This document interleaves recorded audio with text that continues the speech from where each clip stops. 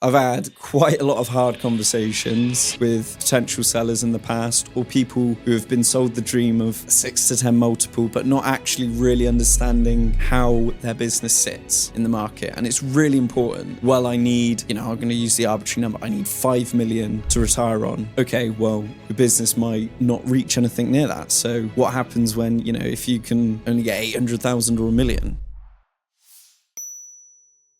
Hello and welcome to the Business Finance Podcast. I am privileged to be joined by our very own Alex Redden, Head of Mergers and Acquisitions. Thanks for having me, Jack. Much appreciated. Great to have you on. Well, this should be a really interesting one for our viewers. People, if there's a podcast to watch this one. If you're looking to buy or sell a business, Al will tell you all you need to know. Well, that's a lot. That's a lot of things to tell, but yeah. I don't know if we can cram it in an hour, but we'll see how we go. We'll see how we go. A good place to start would be what you're seeing at the moment in the marketplace. We've seen a lot of active buyers, Jack. A lot of active buyers. There is a thirst, I would say, for nuts and bolts. Lots of tangible companies, hard assets, things out there. The era of software, AI. I don't know. There's a big bubble. There's a big bubble. Yeah. But yeah, we've got, quite a few buyers looking for good, solid companies, good reputation, good trade and balance, and stuff that they can, that can't be taken over by AI and automation at the moment. We're not all going to be turning into robots quite yet. Hopefully not, anyway. No. But personalities of one. But would you say that there are any key industries which you're seeing a lot of in activity for people buying or selling? Well, a lot of construction, a lot of freight, a lot of recruitment. Like I say, like the nuts and bolts stuff. Mm-hmm. So anything which requires physical people, warehousing, packaging, a lot of manufacturing. Yeah. We've had a lot of like steel fabrication, HVAC. There seems to be like that online trend at the moment as well with a lot of business buyers where they're looking at leveraging and they're trying to buy laundromats and HVAC and things. I think it's a lot of American stuff, but it's now filtering over here. So there's that. Pool cleaning over here is probably not going to be as much, but like the laundromats, the petrol stations. There seems to be like quite an appetite for like small buyers starting out at the moment. Yeah. A lot of cleaning, like cleaning's quite good. Not a lot of overheads, not very capital intensive, profit margins. So there's been a lot of that as well. Got chatting with very interesting company. They did a lot of school cleaning, and that was really interesting how they were like going out to tenders because you get the feedback for the public schools. They basically give you the feedback for it, so he's almost got like the perfect tender to go out. So that was quite interesting. Yeah, so he's picking up quite a bit of business and just getting the key people in. I think that's the big one as well. So we're seeing a lot of activity, but we're seeing activity for, I guess, what was traditionally like the less glamorous businesses. Yeah. So not your tech, not necessarily your finance, but the hard graft, your manufacturing, your freight, construction, like all the classics, Yeah, absolutely. And which country was really built on, wasn't it? A lot of the, core industries which are around the UK. And then from a selling point of view, are you seeing a lot of, waves of people potentially retiring, or is it that people just, don't have the necessary skill set with the change in demand of technology? What would you say the driving factors there of people selling? We're in the tail end of the boomer generation.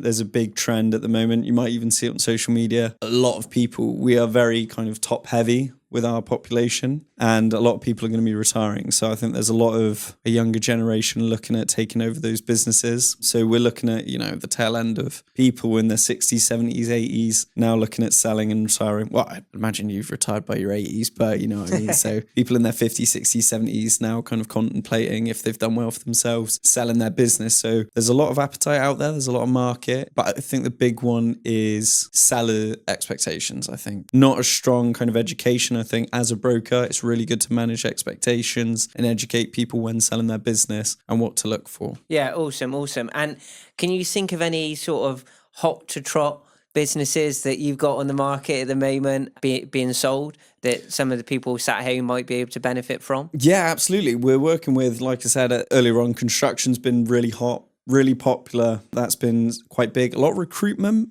But like recruitment for blue collar, temp, hands on the line, very kind of physical stuff, not necessarily kind of white collar specialists, but more kind of blue collar. Payroll's been incredibly active as well. So there's a lot of activity in that space at the moment, and places adjacent, things like freight or warehousing, like I mentioned earlier, very active, very sought after. We're working very much with a kind of buyer heavy client list at the moment, looking for companies or great companies in those spaces. Yeah, that's quite interesting, because a lot of business brokers out there, that's what one things which makes us unique, isn't it? That they'll only work with sellers, for example, and potentially work with buyers, but you work with both sides because we've got that finance element to us as well. Yeah, that's been a big part of obviously what we do, and I guess it's been a lot easier to kind of measure up a balance sheet and a P&L and an asset register when working in tandem with getting finance for clients. And that's a big thing at the moment as well. I think that a lot of people don't realize in a process, when a buyer is cash rich, they look to leverage, and understanding that dynamic as well, because it's not always,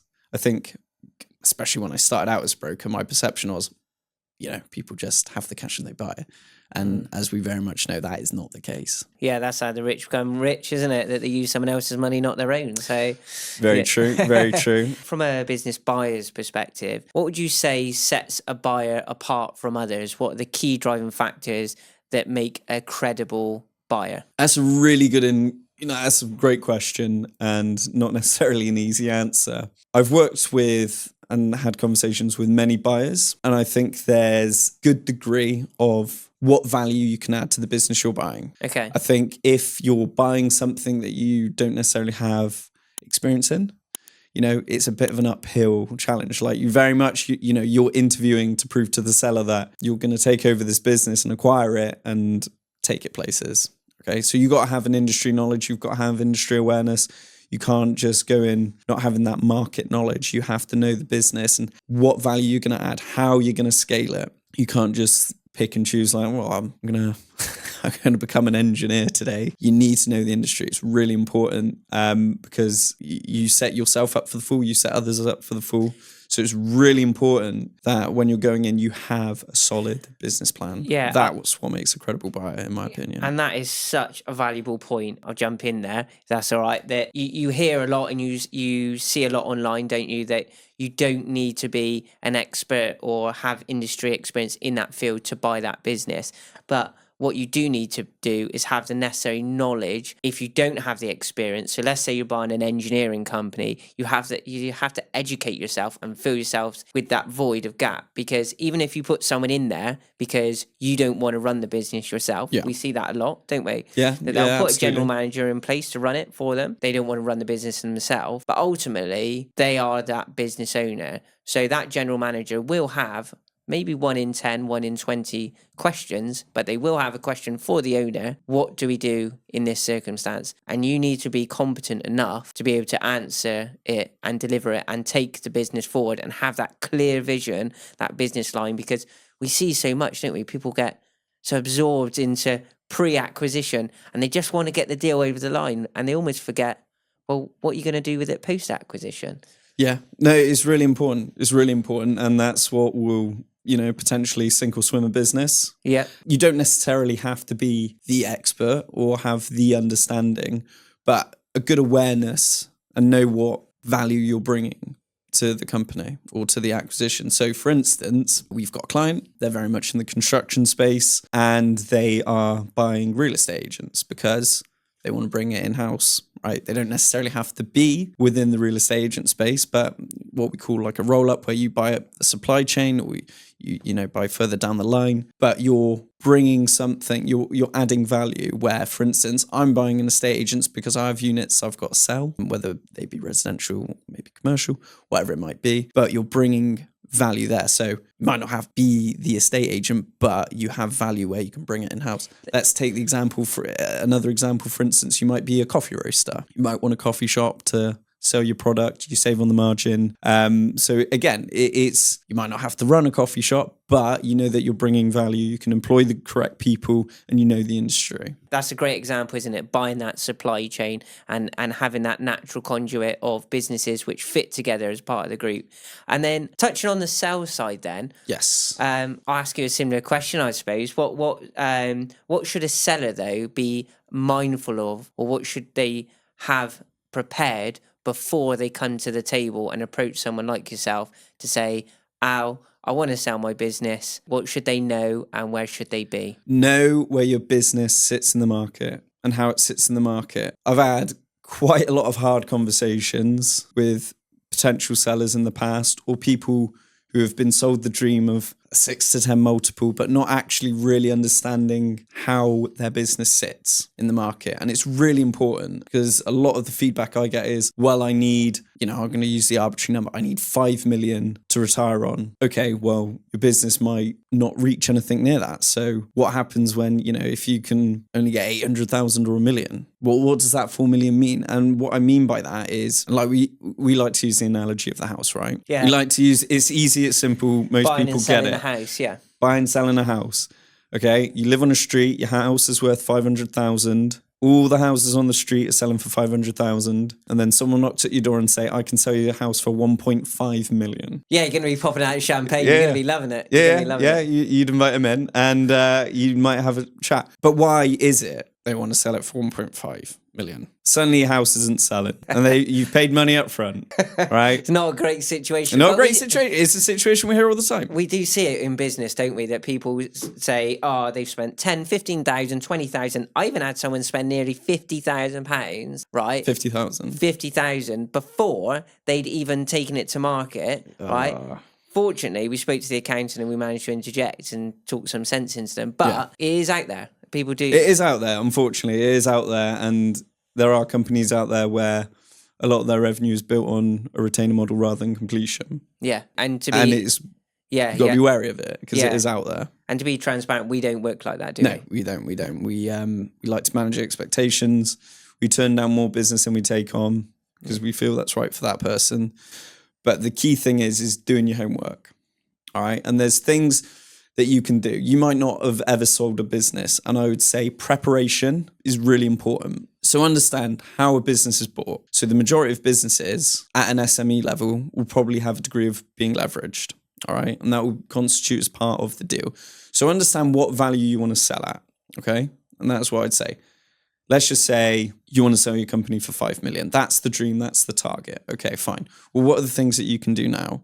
And I'm not just advocating, but speak with a finance broker, okay? Mm-hmm. That'd be number one.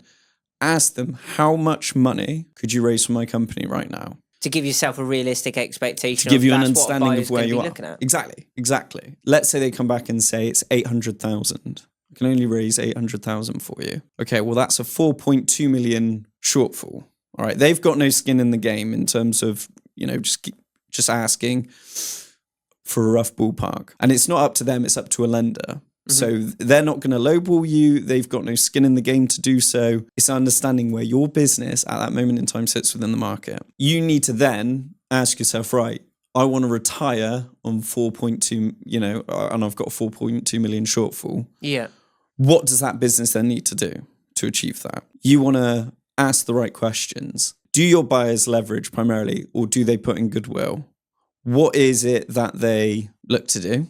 Yeah. How much are we going to get up front, and what will be deferred? Because if they're going to be leveraging and absolutely maxing it out, that's going to affect your deferred as well, and potentially put the business under financial strain. So you need to make sure that the deal structure is viable, because before you know it, you might have quite a heavy day one payment. Yeah. We like to, it ranges anywhere from 40 to 60%. But if you've got then finance, or that company then has finance to factor back in, is one, that's going to affect your deferred, and two, is that going to affect the profit and loss of the company? If it's 18 months, 2 years, okay, it might be salvageable, you can get some loans, but if it's 3, 4, 5 years, is that going to be viable? Yeah. I mean, there's a lot of different factors which go into selling a business, some of which you touched on there. And if some of this resonates with you at home whilst watching this, or in the office, wherever you might be, feel free to reach out to Alex, because I'm sure he'll be more than happy to take you through how mergers and acquisitions work. I think we'll leave it there for now and park it there, because till next time. Till next time, otherwise we'll be talking for hours. But nattering away. Yeah, no, it's great to have you on. Thanks so much, Al. And if you found that useful, please like, share, and comment through the Business Finance podcast. We'll see you on the next one, and thank you for having us. Yeah, thank you for having us.